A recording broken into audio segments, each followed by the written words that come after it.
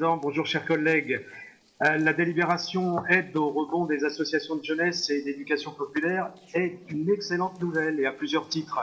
Avant tout, elle constitue la reconnaissance du besoin d'aide d'un milieu qui a été touché de plein fouet également par la crise sanitaire et qu'on appelle tourisme social ou secteur de la jeunesse et de l'éducation populaire. Elle s'adresse aux organisateurs de séjours de vacances, de formation à l'animation, qui ont dû annuler tout ou partie de leur séjour et actions cet été. Cette crise a engendré un vide important. Ce sont autant d'enfants, de familles qui n'ont pu profiter de vacances hors de leur quartier ou de leur ville, alors même qu'ils venaient de passer un printemps confiné et souvent dans l'isolement. Ce sont aussi autant de jeunes qui n'ont pas pu bénéficier du coup de pouce économique des jobs d'été liés à ce secteur. Ça marche dans les deux sens.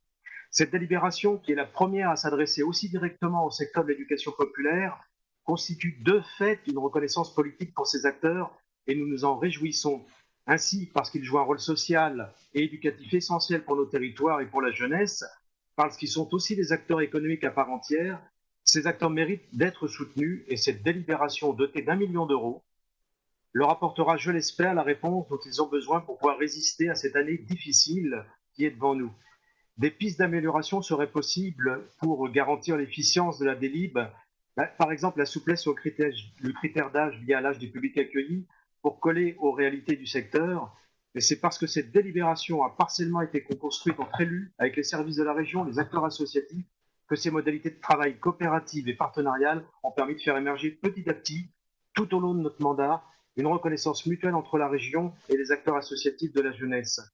Des habitudes de travail collective, un partenariat équilibré avec des acteurs de tous les territoires, voilà une marque de fabrique de l'action régionale que nous appelons à poursuivre et renforcer. Alors, vous entendrez bien qu'au travers de ce texte, il faut bien sûr entendre une dernière fois en plénière la voix de Léonore Monconduit sur son travail et pour son engagement. Nous la saluons avec amitié.